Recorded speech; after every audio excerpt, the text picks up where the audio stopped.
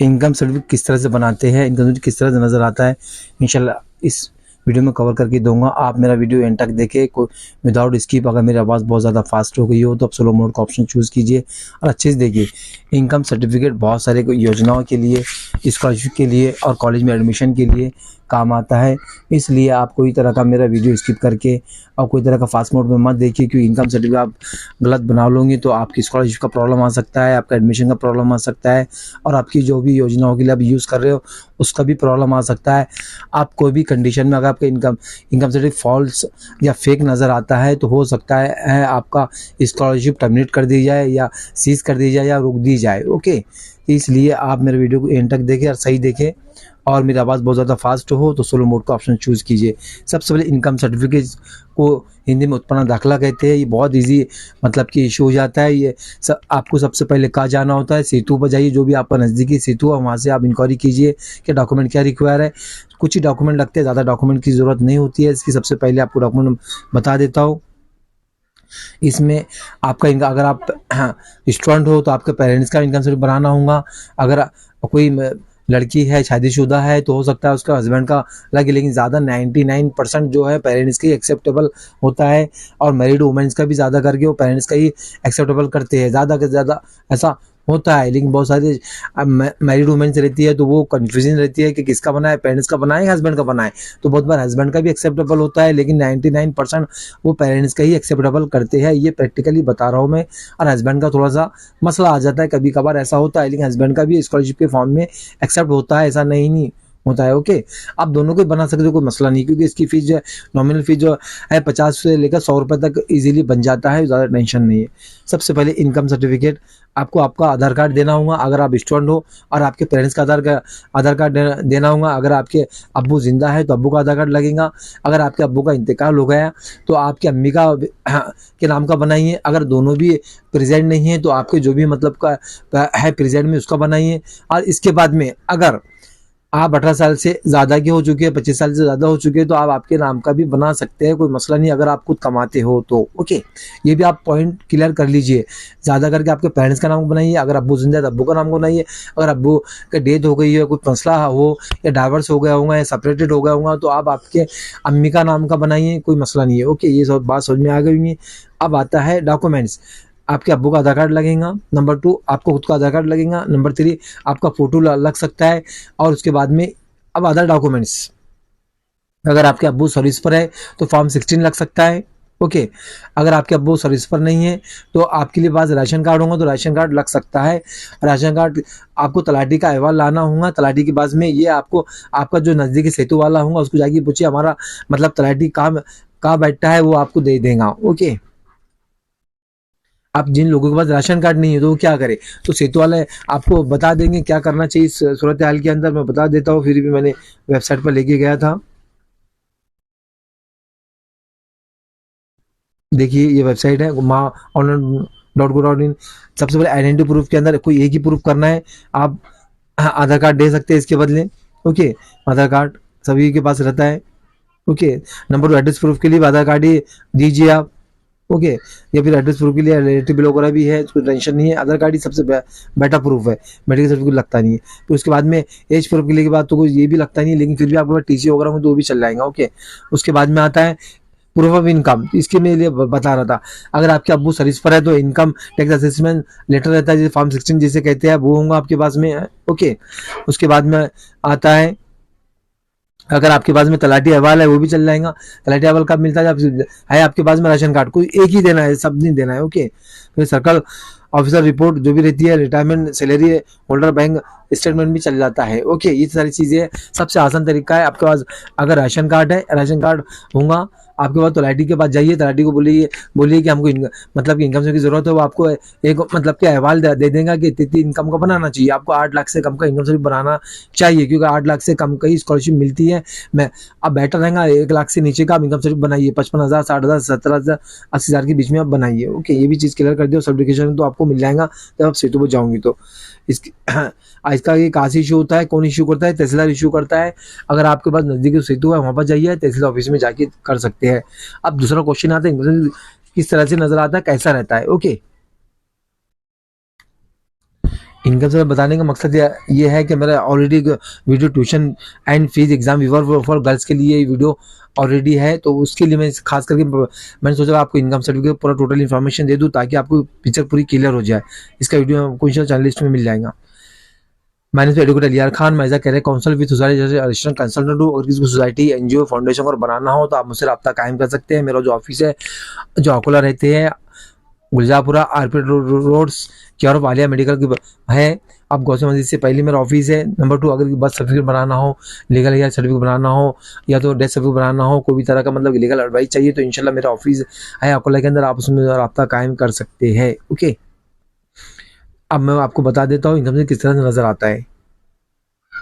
ये डॉक्यूमेंट के लिहाज से मैंने ऑलरेडी एक वीडियो बनाया हूँ कि आप कैसा पहचाने, नॉन बिजनेस कैसा पहचाने, डोमिसाइल कैसा पहचाने, ऑलरेडी एक वीडियो में चैनल लिस्ट में जाके चेक कर सकते हैं। डॉक्यूमेंट लिस्ट को आप कैसा वेरीफाई करें, स्पेशली ये इनकम सर्टिफिकेट के लिए है। तो मैं थोड़ा सा डेमो और क्लियर कर दे रहा हूँ ताकि कोई भी स्टूडेंट ये ना करे कि हमको ये चीज़ इन्फॉर्मेशन नहीं मिल पाई, तो दोबारा से इंशाल्लाह बता दे रहा हूँ आपको मैं, ताकि और पिक्चर अच्छी सी क्लियर हो जाए आपकी भी। इनकम सर्टिफिकेट था मेरे पास में, इसमें दिख रहा नहीं है, देख लीजिए। ये ऑलरेडी वीडियो बना हुआ है, इसमें आप मेरे चैनल में जाके चेक कर सकते हैं इसको अच्छे डिफिनेशन करके। ये इनकम सर्टिफिकेट है, ये तहसीलदार कार्यालय से हासिल हुआ है। 1 साल का भी होता है, 3 साल का भी बनता है, कोई मसला नहीं है। स्कॉलरशिप फॉर्म के लिए आपको 1 ही साल का बनाना है, योजनाओं के लिए भी 1 ही साल का लगता है, और यह एडमिशन के लिए भी 1 ही साल का लगता है, कोई बात का प्रॉब्लम नहीं है। ओके, अगर आपको 3 साल की जरूरत होती है तो 3 साल का बना सकते हैं। ये बारकोड होता है, बारकोड के जरिए आप किस तरह से मतलब कि इसको ओरिजिनल है या डुप्लीकेट है पहचान सकते हैं। मैं इंशाल्लाह इसकी साइड आपको बता दूंगा, ये बारकोड के जरिए पहचान सकते हैं। इनकम सर्टिफिकेट है, और ये जो इसके नाम से मतलब कि है ना, जैसे कि यहाँ पर आप अब्बू का नाम आ जाएगा, आपके यहाँ आपके अब्बू का नाम आएगा। आपके बाद में किसके लिए चाहिए, यहाँ आपका नाम आएगा। आई मीन्स लड़की हो तो लड़की का, लड़का हो तो लड़का होगा। ओके, फिर किस रीज़न से चाहिए आपको, शिक्षण सोसाइटी चाहिए तो शिक्षण सोसाइटी लिखा है, देख लीजिए। ओके, ये चीज़ आपको समझ में आ गई, कितने का है। और इसकी जो मेन जो अगर आप देखना चाहते हैं, इसकी वैलिडिटी जो 1 ही साल की रहती है, फाइनेंशियल ईयर से काउंट की जाती है। एंड फाइनेंशियल ईयर किसको कहते हैं, ऑलरेडी मेरा एक वीडियो बना है, आप जाके चेक कर सकते हैं। फिर भी इसमें मैं इंशाल्लाह कवर कर देता हूँ आपको। फाइनेंशियल 1 अप्रैल से लेकर, जस्ट 1 मिनट, किसी का कॉल ना आ जाए जिस करके मैं थोड़ा फ्लाइट मोड कर दिया हूँ। 1 अप्रैल से लेकर 31 मार्च तक काउंट किया जाता है। अगर आपका अब 31 मार्च से कैसा काउंट किया जाएगा वो भी इंशाल्लाह कवर करके बता देता हूँ।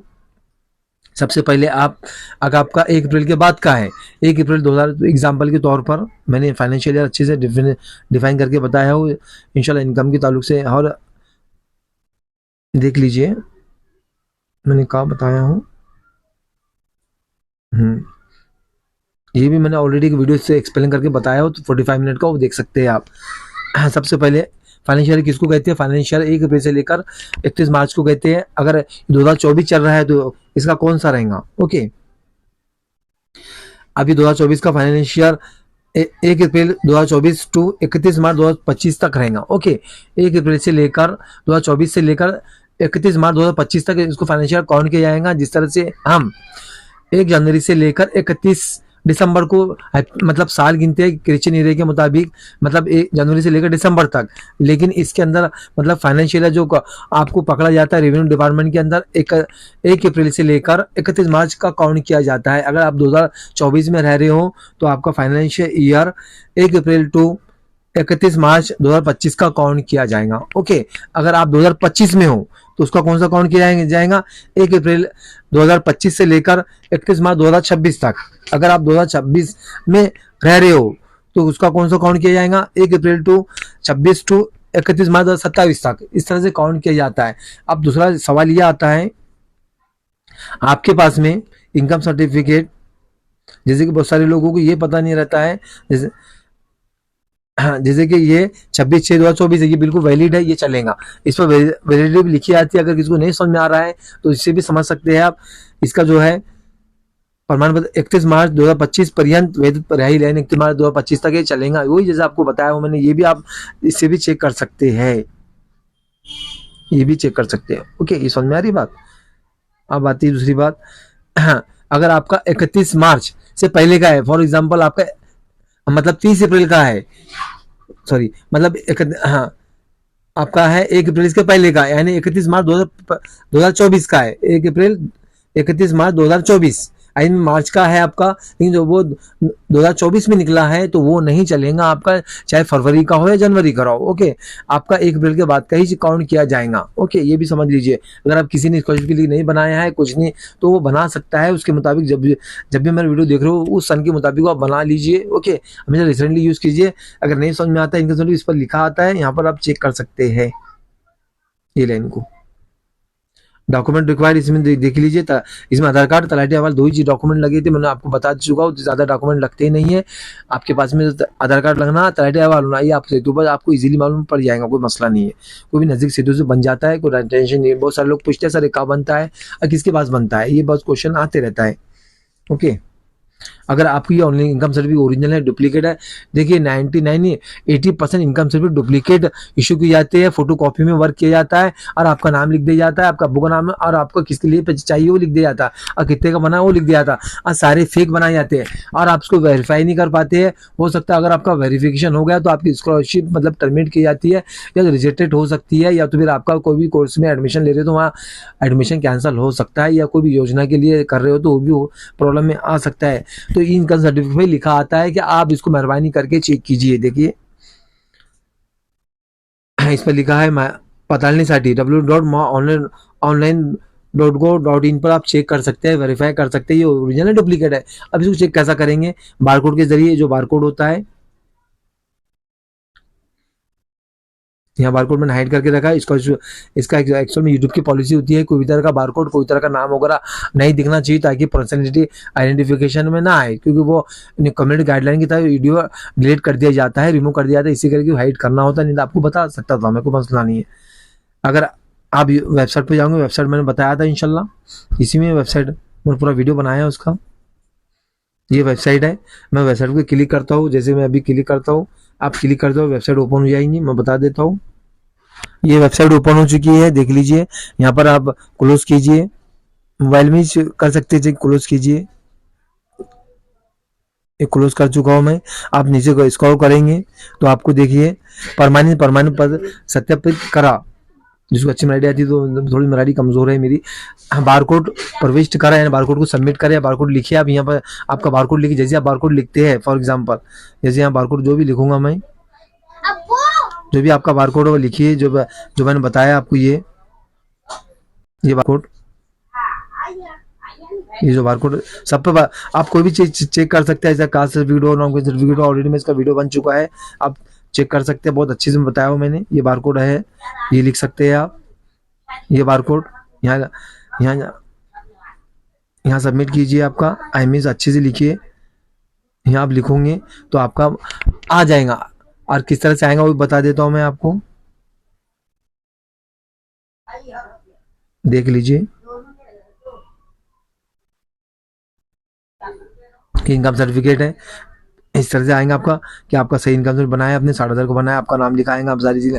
अगर आप सही हो तो आपका वेरिफिकेशन हो जाएगा। अगर किसी ने फोटो कॉपी में वर्क करके दिया हो, कुछ में वर्क किया हो, तो उसका नजर नहीं आएगा।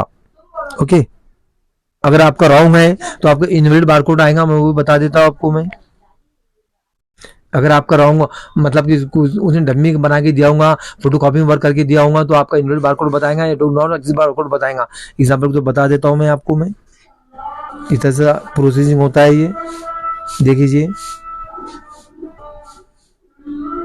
लीजिए इनवैलिड बारकोड दिख रहा है आपको, और डू नॉट एक्सिस्ट बारकोड भी लिखा हुआ आता है। इसका मतलब फेक बार है, इसका मतलब आपके लोग फेक बनाया गया है, सॉरी, इनकम सर्टिफिकेट। तो इस तरह से आप चेक कर सकते हैं, maonline.go.in साइट पर जाके चेक कर सकते हैं।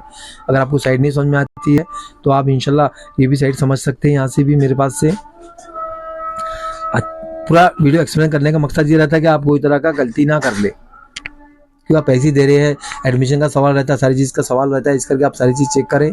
ओके, अगर आपको मजीद इन्फॉर्मेशन चाहिए तो आप तहसील ऑफिस से भी ले सकते हैं। अगर आपको इनकम से नहीं बनता है तो आप डायरेक्ट तहसील को मिलकर बात कर सकते हैं। Thanks for the video watching. अगर आपको कुछ पूछना है तो कमेंट में पूछ सकते हैं, और सबसे पहली बार मैं वीडियो को आप शेयर करें, सब्सक्राइब करें, लाइक ज़रूर करें। Thanks for the watch video.